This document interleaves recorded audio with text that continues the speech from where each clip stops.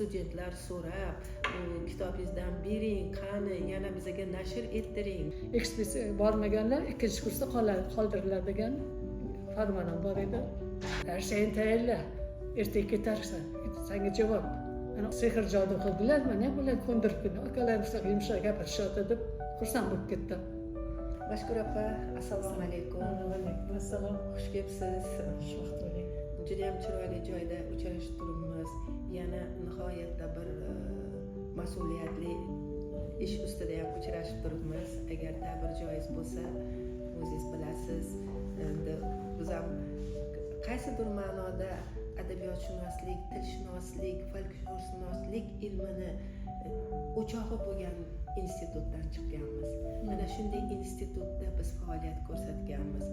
Ana shu institutimizni men ko'pincha bog'ga o'xshatsam, uning ichidagi ustozu olimlarni, ularni daraxtlariga o'xshataman. Mana bugun siz bilan biz yana bir shunaqa olim haqida suhbatlashishga o'tirgan ekanmiz. Avvalo men endi o'zim sizni yaxshi bilganim uchun boshladim. Sizni eshituvchilarga, nimaga, xalqimizga tanishtirsam. Azizlarim, bizni bugungi ilmiy suhbatimiz filologiya fanlari nomzodi, dotsent, tilshunos olima Mashhura Turobova bilan. Mashhura opam uzoq yillar, men bilgan Mashhura opam butun dialektolog olimlar hammasi erkaklar bo'lgan. Yagona olima opamiz Mashhura opa Turobova o'shalarning ichida o'zbek dialektologiyasini eng bir qiyin sohalari bo'yicha ishlagan, fundamental asarlar yaratgan, tadqiqot qilgan, juda ham mehnatkash opamiz. Mana bugun opamizni chiqargan kitoblari qo'lma-qo'l. Yaqinda men bu uchrashuvda opam bilan birga bo'ldim. Alisher Navoiy nomidagi O'zbek tili va adabiyoti institutda alohida nimaga siz o'sha kitobingizni qayta chiqarmaysiz, nimaga bizga o'zbek shevalar sintaksisi, gap bo'laklari tartibi, o'zbek shevalar frazeologiyasi. Hozir ular darslik sifatida, qo'llanma sifatida ishlatilyapti. Men bundan xabarim yo'q edi. Demak, shunaqangi bir nima deydi, sohaki, bu sohada hali ko'p ishlash kerak. Ana shularga opamizning qator kitoblari asos bo'ladiki, studentlar so'rab, bu kitobingizdan bering, qani yana bizga nashr ettiring degan takliflarni o'z ko'zim bilan ko'rdim. Ana shunaqangi sohani mutaxassisi. Lekin bugun biz ana shu dialektologiyani qo'shnisi bo'lgan folklor ilmini bilimdoni Muzayyan opa Alaviya haqida gaplashmoqchimiz. Muzayyan opam bilan bizni aloqamiz qaysi ma'noda? Men bitta bo'limda ishlagan bo'lsam, Mashhura opam ular bilan ekspeditsiyalarda, Mashhura opam ularni o'zlarini ustozi, o'qituvchisi deb biladilar. O'sha yozib olish, xalq shevalarni yozib olishda ko'p Muzayyan opamni maslahatlari sizga qo'l kelgan. Mashhura opa bir shunaqangi chiroyli ustozimiz haqida suhbatlashish katta sharaf bo'lsa kerak. Taklif qilganingiz rosa xursand bo'ldim. Men Muzayyan opamni har qadamda, har nimada eslayman, yodga olib turaman. Muzayyan opam o'zingizga ma'lum ham shoira, birinchi shoira, birinchi folklorist ayollardan olima, ham o'sha folklor bo'limida katta ilmiy xodim, yetakchi olimlardan bo'lganlar. Bu paytda ayollar kam bo'lardi, erkaklar bo'lardi. Chunki qishloqma-qishloq yurish kerak, boshqa hammaga nasib qilmasdi. Meni soham shu Muzayyan opaga yaqinroq, lekin dialektolog sohasida.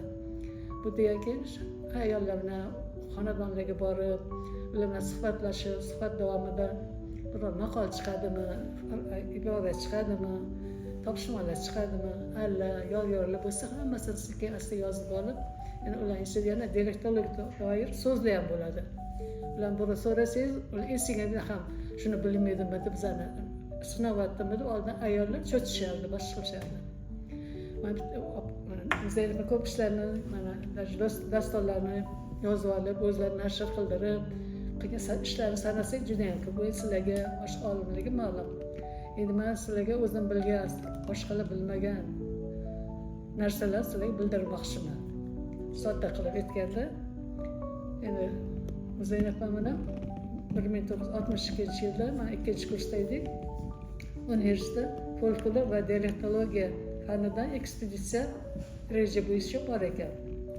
Bizlar shu imtihondan keyin shunga tayyorgarlik ko'ringlar. Bizani o'ydanglar, ayolsa qattiq qolishni qaydalar.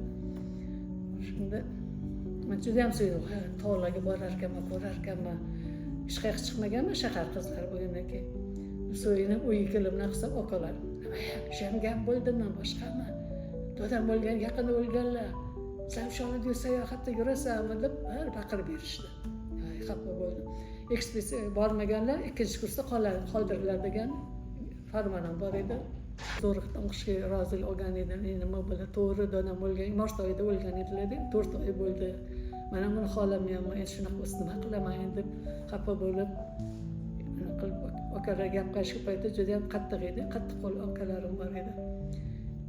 Bir kun qoldi ketishga. O'rtog'im, qo'shnim o'rtog'im Rossiya degan birga o'qirdi o'zi. Uni ham uydalari shunaqa yo'q deb shunaqa. Uni xayoliga shunaqa narsa kelibdiki, shu maylis bo'layotgan joyiga borib, Muzaynab opani ko'ndirib olib kelganlar. Muzaynab bo'lmay shu kamplar boshqa shundan ma'lumdi. Bittasi deb bormas.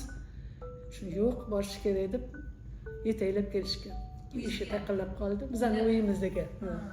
Ishi taqillab qoldi. Men shu hovlidan ochdim. Qarsam o'rtog'im bilan bir ayol salobatli kelishgan. Ko'zlari mehrga to'la. Kelinglar, keling, akalarni hovliga yoz payti hovlida edi, ketish payti endi ovqatga tayyorgarlik ko'ryotgandik. Akalarim kelishlar ekan.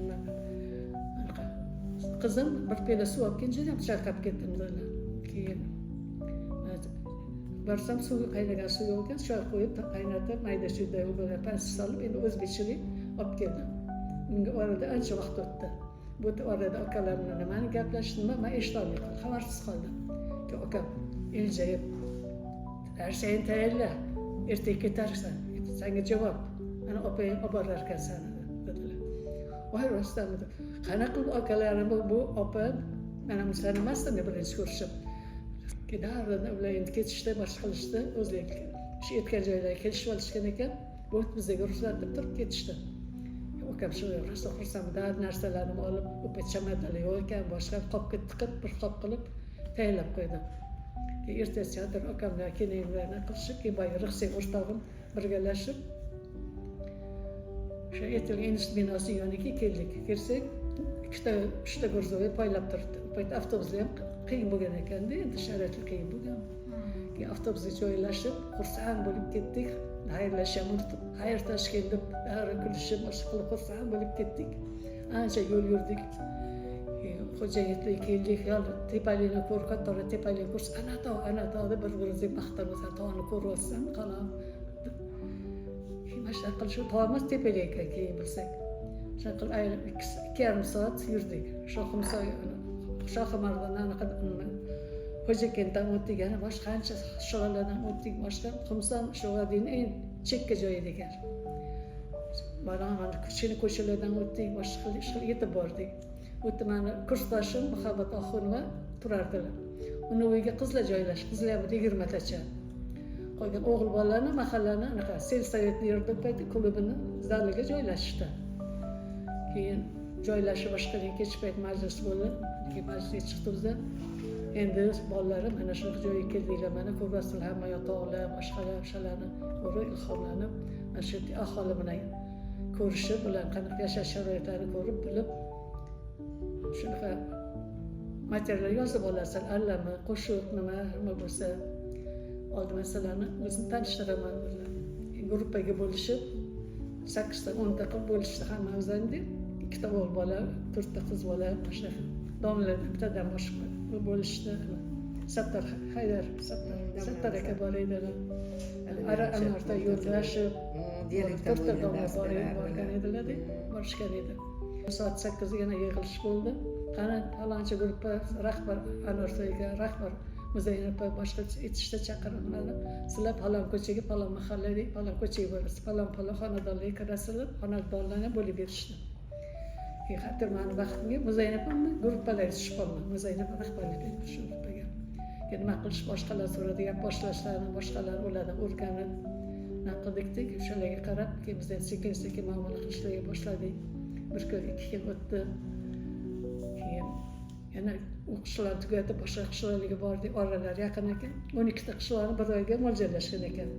Shu Xumsondan tortib Oqtoshgacha. Oxirgi qishloqimiz Oqtosh bo'ldi.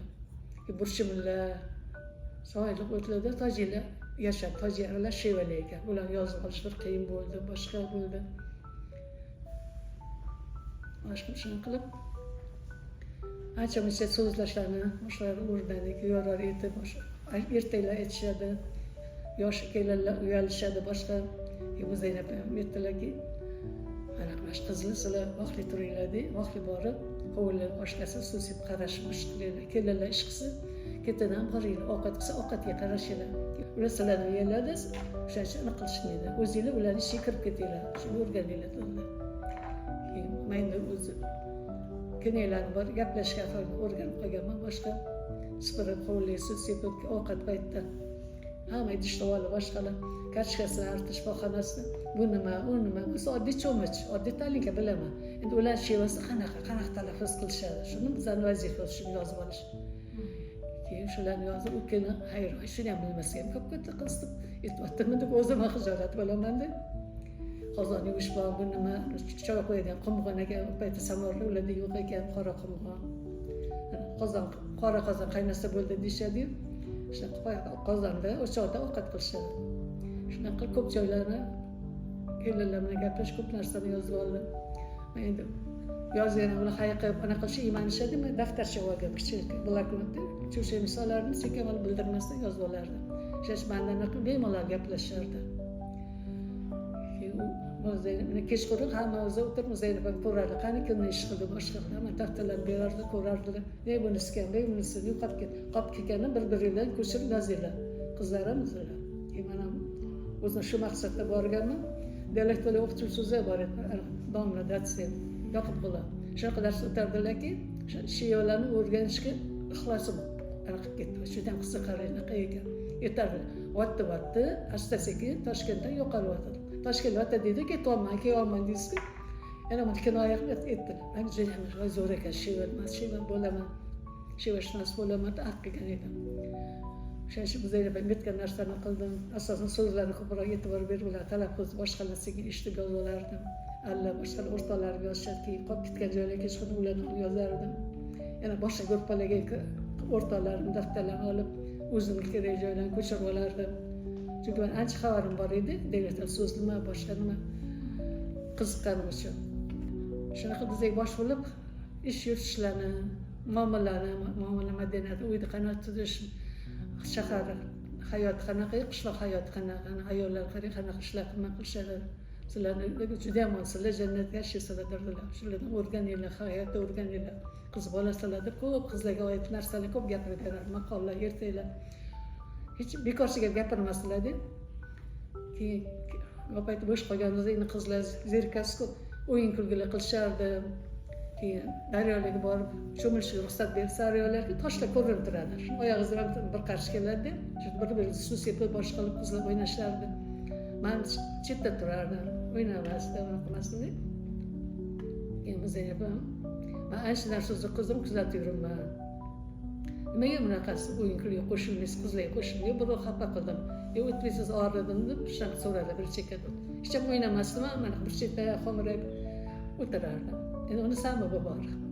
Nima bunaqa ko'rasan, bu holda bunaqa yig'lab siqtab, o'zing ezilib yurgan holatda bunaqa sandan bunaqa odam chiqmaydi. Ota-onangning yuzini yerga qirsa, ular u yerda tinch yotirsin. Shunaqa desang, meni aytganim qilgan. O'qi, har doim o'qigan. Bitta maqsadini bir maqsad tanlang, shuni ketidan intiling, doim orqa bosing, qiynalsang yana orqa bostirgan. O'zing ustida ishlang, o'zing tutgin. Katta qilsan, ikkinchi kursda o'qisang, ukalar nima qiladi unda sen? Ukalarni senga topshirgan ota-onangga aytganini qilishing kerak, bajarishing kerak, u seni vazifang. Tushundingmi? Yo tushunmadingmi deb tushunadi. Yo tushundim boshqa. Xo'p, aytganim qilasanmi? Ha, xo'p, men so'z beraman, anaqa. Shunday o'zimga oltitadi ham bo'ldim, o'zimga qaraydi ham bo'ldim. Faqat ular bunaqa yursa, ilm ish qiladi boshqa. Ukalarim yo singllarim kim tarbiyalaydi? Akalarim endi o'ylagan boshqa, o'z joyida boshqa. O'zimni bo'lib ketarkanda. Shunaqa qilib o'zim tutdim, bitta maqsad ushlab, shu direktorlar shevasini bo'laman, Makkada shu bunaqa qilganman deb. Shu oxiri institutni bitirdim. Shu temani olib keyin daftarlarga ko'chirib, biz kafedraga topshirdik. Qolgan sho'rlarni olib, bitta gruppalarga bo'lib, o'zim bilgan direktorlardan olgan bilimlarni qilib, keyin kutubxonaga borib, olimlarni ilmiy ishlarini, kitoblarni o'qib, ilm maqola qanaqa yoziladi, boshqa ularga e'tibor berdim, mashq qildim. O'sha ish materiallardan bitta maqola yozdim. Bu paytda universitetda yoshlar olimpiadasi bo'lardi. Hozir olimpiada bo'lardi, shunda doklad qilib birinchi o'rin oldim. Undan yana ilhomlanib boshqa mehnat sho'ng'ib ketdim. Boshqa qildim. Har doim Zaynabning maslahatlari, gaplari intil orqaga qaytmagini aytadi. Doim esimda turardi, har ko'z oldiga kelardi. O'zlar yoqimli, mehribon, ko'zlari mehr bilan to'la ayol edilar. Ular esa shularni aytganini qilishim kerak, harakat qiladi. Xullas, imtihon diplom ishini ham shu temadan qildim, a'lo baholar bitirdim. Keyin meni akademiyani Til adabiyot instituti dialektologiya bo'limiga yo'llamay berish. O'sha yerda ishlik bor. Akademiya Abdurahmonov, Fattoh Abdullayev deganlar, o'shalar bilan ishlab qandoq baxtchilarga o'xshab har kim havas qilardi. Abdurahmonov rahbarligida 72-yilda kandidat nomzodi dissertatsiyani yo'qladim. To'rtta kitoblar chiqardim, boshqa bo'ldim. Keyin bir kun o'ylab o'tirdim, Zaynab meni eslashib, meni odam qilgan, shu yo'lga solgan, ko'nglimga, ilmga ixlos uyg'otgan shu opamlar. Birinchi ustozim Muzayna Alaviya, birinchi o'qituvchim Muzayna Alaviya. Men bilmay yuribman, shu paytgacha o'zim ta'sir qilib, Muzayna ham yana o'zimdan yuqori qo'yar, undan ham yuqori qo'yar. Bu odamlarni har doim eslayman. Qilgan yaxshilar, ular shu odamga to'g'ri maslahatlar bilan shunaqa odam bo'ldi. Alloh taoladan qabr to'la nur bo'lsin, Alloh rahmat qilsin. Doim shukrlar aytish hech qachon unutmayman. Umrbod esimda turadi. Ustoz sifatida, olim sifatida, ona sifatida haqiqiy o'zbek ayoli bo'lganlar. Ularni ko'rib havas qilsa arziydi. Endi u institutda juda ham eslaydiganlar ko'p, yana bularni yaxshi loyihalari bor ekan. Ularda ham Alloh sizga umr bersin, rizq bersin, kuch bersin. Uchrashishni yana nasib qilsin. Bugun yaxshi opamizni yaxshi fazilatlarini esladik. Haqiqatda oliyjanob ona, oliyjanob ustoz, haqiqatda qalbi, mehri nihoyatda buyuk odamdir. Balkim shu uchundir, mana 100 yillardan o'tib ketsa ham biz siz mehr bilan eslayapmiz va buni yoshlarga ham o'rgatyapmizki, o'qing, yaxshilik qiling birovgadan mehringizni ayamang, siz dunyoda boqiy qolasiz deb. Ilohim opamizni oxiratlari obod bo'lsin. Sizga, bizga yana ham chiroyli opalarimiz haqida gapirishni Alloh nasib etsin.